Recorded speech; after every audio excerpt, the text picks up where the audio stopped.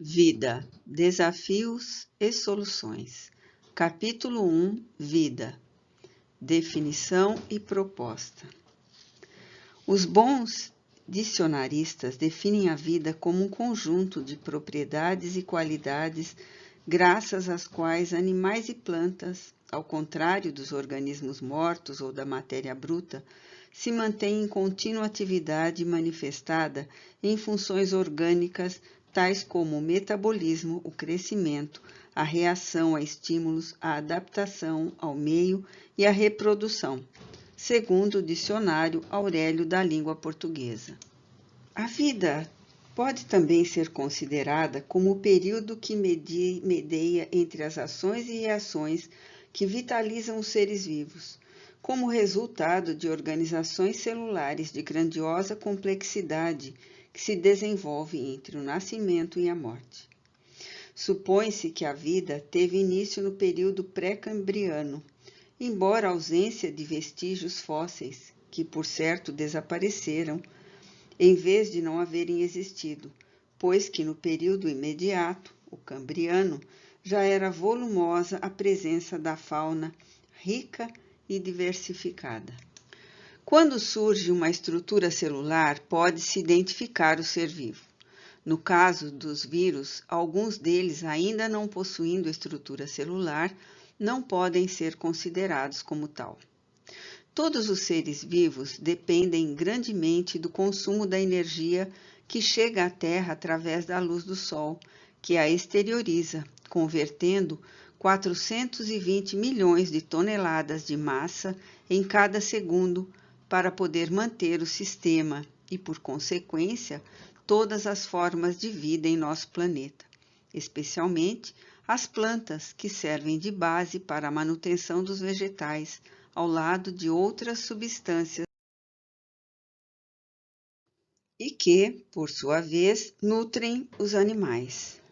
Embora essas expressões variadas de compreensão em torno da vida, eis que elas transcendem as tais limites impostos pela deficiência de linguagem, pela pobreza da forma e da maneira para entender-lhe o significado profundo que a oculta, mesmo aos olhos dos observadores mais atentos.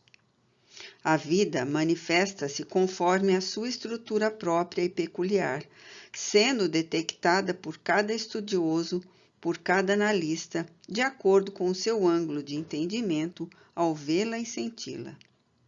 Santo Agostinho a considerava filosoficamente muito simples, como a nutrição, o crescimento, o depauperamento, tendo por causa um princípio que traria em si o seu próprio fim, que ele denominava entelequia.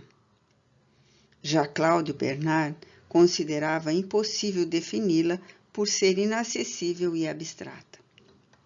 O conceito, portanto, sobre a vida varia de acordo com a corrente de pensamento filosófico ou de comportamento científico, em que se considerando que cada um apoia sua visão em torno dela, mediante as próprias bases de sustentação cultural. Os mecanicistas elucidam que a vida se originou através de fenômenos totalmente físico-químicos. Os vitalistas acreditam na vigência de um princípio vital, encarregado de transformar a matéria inerte em animada ou pulsante. Já o materialismo dialético apresenta o conceito de que a vida se teria originado em um sistema no qual tudo se modifica, em um incessante movimento de superação de umas partes por outras, em que não há fenômenos isolados, mas tudo está relacionado. O espiritualismo parte da realidade de um ser transcendente que a criou e a mantém, facultando-lhe um desdobramento infinito em quantidade e qualidade que se direciona para o rumo da perfeição. O biólogo dirá que a vida é o resultado da organização celular em admiráveis aglutinações, formando órgãos, sistemas e funções que se individualizam. O filósofo apresentará formulações diferentes que decorrem da sua óptica vivencial e cultural, concordando com a escola que se vincule. limitando-a, entretanto, ao período que se estende entre o berço e o túmulo. O artista, conforme a área em que se dedique, tentará traduzi-la em beleza e majestade, copiando-a, manifestando-a com deslumbramento ou desencanto em relação à estrutura psicológica que lhe seja peculiar. E assim, sucessivamente, cada pessoa, entendendo-a, definindo-a de acordo com a sua percepção, a sua emoção, a sua capacidade cultural, fornecerá conceitos compatíveis com a sua forma de ser. A vida, no entanto, em determinado momento, é extraordinário químico que transforma a água em humus, em madeira e açúcar, no vegetal, oferecendo perfume à flor e sabor ao fruto, enquanto no estômago prepara soluções vigorosas para modificar os alimentos e digeri-los, a fim de que não pereçam os seres que dessa forma se nutrem.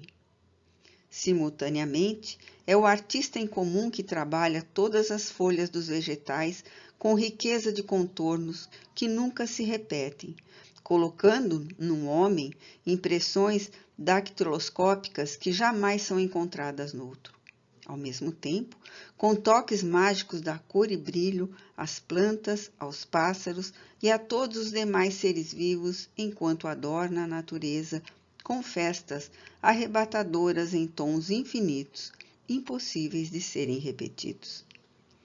É um físico incomparável que trabalhou todos os campos de energia, permitindo que só a pouco e pouco o homem lhe pudesse penetrar os milagres, ora abertos a inúmeros setores do conhecimento que deslumbra as inteligências mais aguçadas.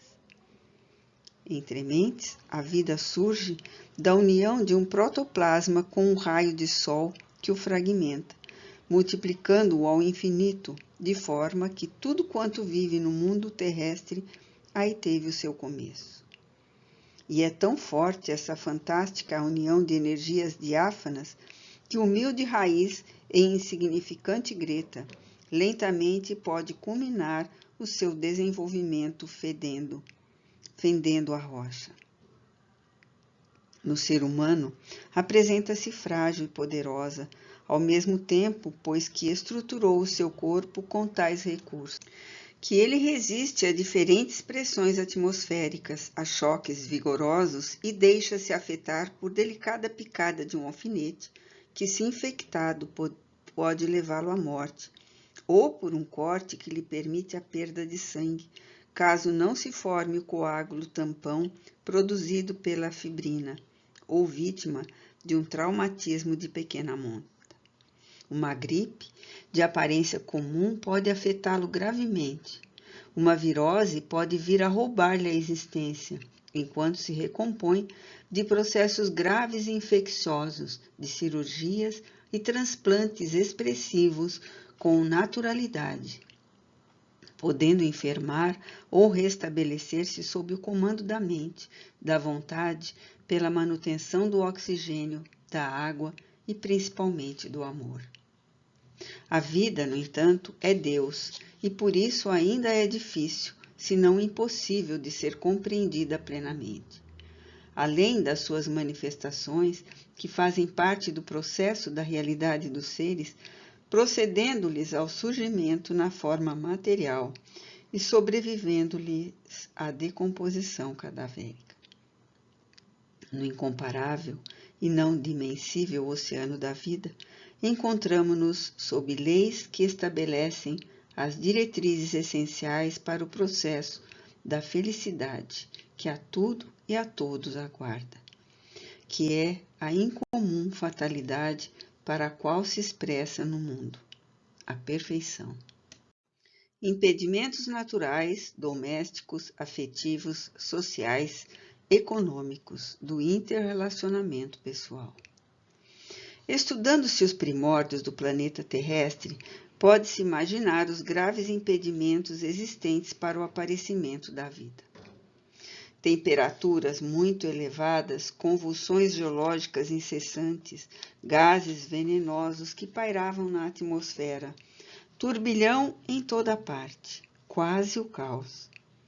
Lentamente, porém, o psiquismo existente na imensa geleia que envolvia o orbe desceu à intimidade das águas abissais dos oceanos, dando início às primeiras moléculas, na razão direta em que amainava o calor comburente e amorteciam os movimentos gigantescos das ondas do mar golpeando as rochas. Obedecendo a uma hábil e complexa programação transcendental, teve início a aglutinação molecular, e o hálito divino em forma de vida passou a sustentar as organizações iniciais. Transcorridos quase 2 bilhões de anos, o ser humano direciona o pensamento para as conquistas do macrocosmo, enviando sondas espaciais que lhe facultam o conhecimento mais profundo do sistema solar e avançam audaciosamente no rumo do mais além da sua órbita. Não obstante, esse desenvolvimento tecnológico não ocorreu equivalente crescimento moral e, como consequência, o próprio homem ameaça o ecossistema que lhe preserva a existência física, enlouquecido pelas ambições desvairadas, atirando-se no abismo da loucura pelo gozo. Indubitavelmente, a vida triunfa sobre o meio hostil e as espécies, as dezenas de milhares, surgiram, desenvolveram-se e desapareceram, repetindo-se em ciclos de periodicidade de aproximadamente 100 mil anos. É inexorável o aprimoramento das formas que envolve o psiquismo, o crescimento das aparições e compreensões dos valores cada vez mais nobres que convidam a inteligência e o sentimento ao permanente trabalho de sublimação.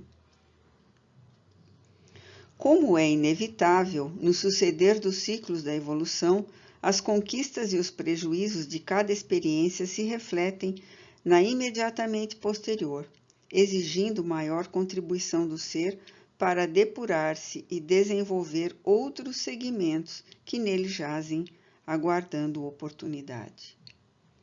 Aí residem os demais impedimentos à expressão da vida, que se podem relacionar como domésticos, sociais, afetivos, econômicos do interrelacionamento pessoal. O espírito, portanto, em curso nas suas realizações, repete por atavismo automatista as mesmas experiências, particularmente aquelas nas quais malogrou até que fixar novas aprendizagens. Aristóteles afirmava que o conhecimento se adquire e a virtude se exercita, de modo a conseguir-se a sabedoria. O conhecimento do dever e a virtude da responsabilidade caminham lado a lado, desenvolvendo recursos latentes e aprimorando-os através do contributo das sucessivas reencarnações. Em face dessa conjuntura, os impedimentos domésticos ou familiares têm suas raízes na necessidade de o princípio inteligente que rege a vida humana, conviver com os problemas ou as bênçãos que produziu nas atividades anteriores, a cujas raízes se encontra vinculado. Lares difíceis, relacionamentos familiares ásperos, presença de mãe dominadora e de pai autoritário, fomentando o surgimento de conflitos na personalidade infantil, remontam aos períodos pretéritos de alucinação, de instinto e de desregramento. Quando se compenetram os pais de que o lar é o santuário que a vida humana e não um campo de disputas para a supremacia do ego, quando os adultos se conscientizarem que a educação é um ato de amor e não um meio de intimidar, de descarregar problemas, quando as pessoas entenderem a família como um compromisso dignificador e não um ringue de lutas, as trágicas ocorrências do abuso infantil pela violência, pela indiferença, pelo estrupo, pela miséria em que nasce o ser e a ela fica relegado, cederão lugar à construção de uma sociedade justa, equânime e feliz. Isso porque a criança maltratada, sob qualquer aspecto que se considere, projeta contra a sociedade o espectro do terror que a oprime, do abandono em que estertora, e na primeira oportunidade tentará cobrar pela crueldade o amor que lhe foi negado. Investiguem-se as origens sociais dos criminosos empedernidos, salvadas exceções de natureza patológica, hereditariedade, comprometimento pelas obsessões, e se detectarão os lares infelizes, as famílias desajustadas ou grupos perversos reunidos em simulacros familiares, vitimados pelo abuso e descaso de pessoas inconscientes e chãs, ou pelos sistemas ainda mais insensíveis, que culminam pela hediondez das leis em que se apoiam. O impedimento familiar será superado a partir da consciência de amor, entendendo as circunstâncias do renascimento e administrando os conflitos mediante terapias especializadas e a convivência com grupos de auxílio e sustentação. Surgem os impedimentos afetivos que resultam de inúmeros fatores, entre os quais o próprio desajuste emocional do indivíduo. Timidez, complexos de inferioridade, de superioridade, narcisismo.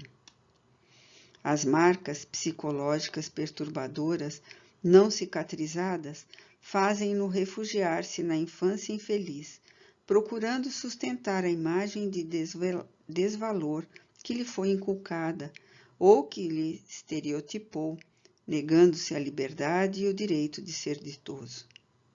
Castrado nos sentimentos do amor, que não experimentou e por isso não desenvolveu, anela pela afetividade que teme, receando amar e não acreditando merecer qualquer tipo de afeto, desenvolvendo sim na sua insegurança o ciúme, a desconfiança sistemática, a dominação do outro, ou tombando em tormentos maiores de ordem psicológica, iniciando-se no crime pela extinção da vida física daquele a quem ama apaixonadamente ou por quem é amado.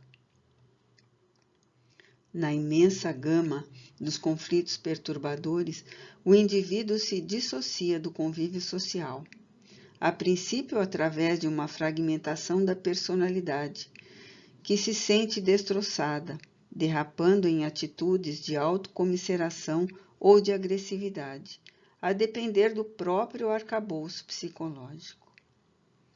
É inevitável que nessa conjuntura aflitiva o convívio social seja insuportável ou exerça um tipo de pressão emocional angustiante que o empurra ao rumo da alienação.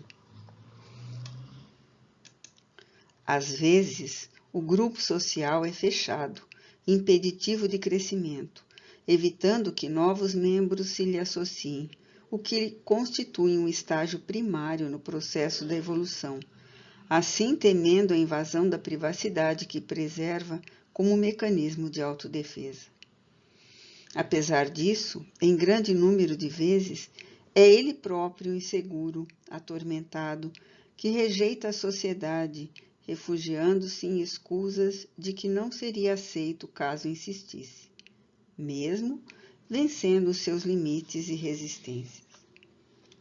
Há sempre presente o mecanismo de autopreservação quando se trata de personalidades conflituosas em relação ao comportamento social, evitando o grupo e acusando-o de rejeição.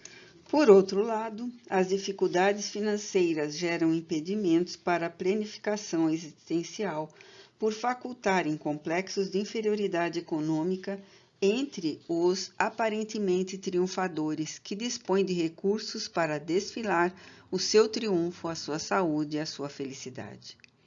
Sabe-se que os valores amoedados certamente promovem o indivíduo, o grupamento social onde ele se movimenta, porém de maneira alguma evita que padeça a injunção de todos os sofrimentos que são comuns às demais criaturas. A aplicação desses valores pode atenuar as dificuldades, diminuir as provações, ensejar comodidade, nunca, porém, impedir as ocorrências que a todos afetam, especialmente as de ordem íntima, que antecedem o comportamento atual. Quando se possui uma personalidade estruturada, os desafios econômicos se apresentam e são avaliados, a fim de serem superados, conquistando-se patamares de equilíbrio em que nada invalidam os valores reais que exornam o caráter íntimo de cada qual. Não é desse modo o ter ou não ter recursos econômicos financeiros, mas a forma como se encara a situação ou a dependência a que se entrega a pessoa ante a circunstância que defronta. De alguma forma, esses impedimentos perturbam o interrelacionamento social, ou alguns deles, ou mesmo apenas um, a depender da estrutura emocional de cada qual. Uma personalidade bem desenvolvida e desbloqueada encara os desafios, os impedimentos existenciais, como testes de valorização, sentindo-se convidada a lutas e esforços que mais lhe desenvolvem a capacidade para enfrentar futuras dificuldades. O amadurecimento psicológico dá-se a pouco e pouco, jamais através de golpes surpresas, muito do agrado dos inseguros e sonhadores. Enquanto sejam identificados impedimentos à planificação da vida, se está em crescimento, em processo de valorização existencial, de desenvolvimento intelecto-moral. Em vez de constituírem obstáculos, devem ser encarados como estímulo, como emulação à descoberta e aplicação de recursos que jazem ignorados e podem ser aplicados com eficiência para a harmonia pessoal. Doença e saúde. Saúde é o estado ideal da vida. Doença é ocorrência vibratória perturbadora, mudança de comportamento na organização molecular do indivíduo ou no seu psiquismo em processo de amadurecimento. Essa distonia no mecanismo sutil do ser, abrindo espaços para a manifestação e proliferação dos processos degenerativos, tem sua sede nas intrincadas malhas do espírito, em si mesmo, herdeiro dos atos que o acompanham na larga trajetória da evolução, sempre responsável pelo que é e pelo que se candidata a conseguir. A doença, no entanto, nem sempre apresenta estado de calamidade na maquinaria ou nos equipamentos responsáveis pelas expressões da inteligência, do pensamento, da emoção. Quando bem entendida e direcionada para finalidades superiores, que são conseguidas por meio da reflexão, do amadurecimento das ideias, pode ser considerada em muitos casos como terapia preventiva a males piores, os de natureza moral profunda, espiritual, significativa, advertindo que a organização somática é sempre uma indumentária de breve duração e que o ser, em si mesmo, é que merece todo o investimento de preocupação e esforço iluminativo preservador. A fatalidade da vida estabelece equilíbrio, harmonia e perfeição, porque o ser é rebelde ou descuidado, transitando por estágios de desajustes que abrem campo para a instalação das doenças. A saúde resulta de uma bem dosada cota de valores mentais em consonância com a estabilidade física e a ordem psicológica, que produzem o clima de vitalidade responsável pela funcionalidade do corpo. Qualquer alteração nos equipamentos sensíveis da maquinaria fisiopsíquica e logo surge um campo propiciatório à manifestação da doença. Nesse sentido, a área psíquica é portadora de grande responsabilidade, porque é graças à sua vibração, encarregada de manter o perfeito entrosamento entre as manifestações físicas, emocionais e mentais, que as ocorrências nas diferentes expressões podem sofrer alteração. A educação mental, que resulta do esforço pelo cultivo das ideias edificantes, torna-se de alta validade no processo de uma existência saudável, geradora de futuros comportamentos orgânicos e psíquicos, que sempre produzirão bem-estar e felicidade. O mesmo ocorre quando se instalam hábitos mentais perturbadores, que produzem desconforto emocional, campo físico vulnerável à instalação de agentes microbianos degenerativos, perturbações psíquicas lamentáveis que se transferem de uma para outra existência corporal como fruto da lei de causa e efeito. Todo o esforço, portanto, para ter preservada a mente da invasão de ideias portadoras de energias desequilibrantes, torna-se psicoterapia preventiva, responsável pela vida sã. Obsessões. Toda fixação indevida nos processos mentais e emocionais em torno de pessoas, fatos e coisas converte-se em estado perturbador do comportamento, empurrando o indivíduo para os transtornos de ordem neurótica, assim como psicótica.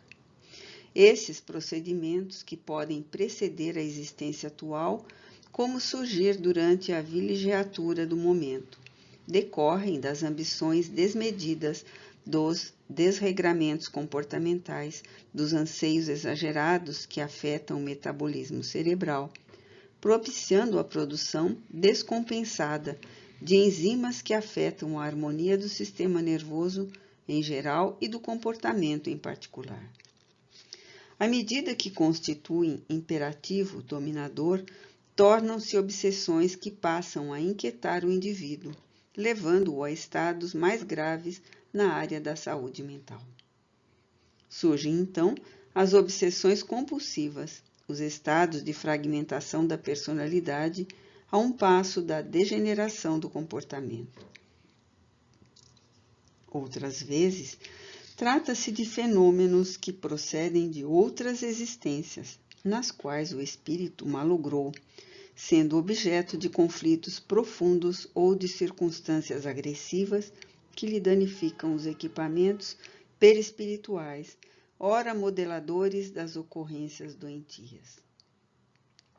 Paralelamente, em razão de condutas extravagantes no campo da ética e da moral, das ações mentais e comportamentais, aqueles que lhes fizeram vítimas, embora vivendo em outra dimensão, na esfera espiritual, sintonizam com o responsável pela sua desdita e dão curso a perseguições, ora sutis, ora violentas, no campo psíquico, e se instalam outros tipos de obsessões.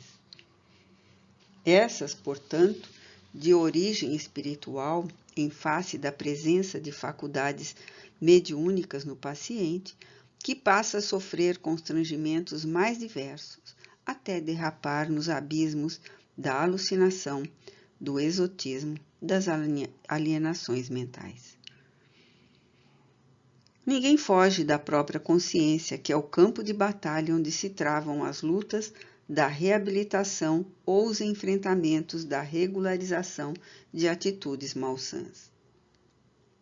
Por isso, ainda são o controle mental e a educação do pensamento que podem representar a eficiente terapia de prevenção de distúrbios, como a curadora para os processos de ordem espiritual, desde que alterando a faixa vibratória por onde transitam as ideias, se superiores, eleva-se, ficando indene a sintonia com os seres atrasados. E se negativas, passando a frequentar os níveis onde se encontram e se digladiam as energias e sentimentos em constante litígio, vinculando-se a essas emissões deletérias que terminam por afetar o organismo físico e os complexos mecanismos mentais responsáveis pelo conjunto produtor da saúde. As obsessões que resultam de traumas psicológicos, de conflitos de profundidade, de insuficiência de enzimas neuronais específicas surgem também da interferência das mentes dos seres desencarnados, interagindo sobre aqueles aos quais são direcionadas em processos perversos de vingança. A saúde exige cuidados específicos que lhe podem e devem ser dispensados, a fim de manter-se inalterada ou, quando afetada, esforços especiais para reconquistá-la sob orientação especializada na área médica, tanto quanto direcionamento espiritual, a fim de realizar o seu mistério, que é auxiliar o espírito encarnado na sua viagem celular, temporária, a caminho da plenitude que pode ser antevista na Terra.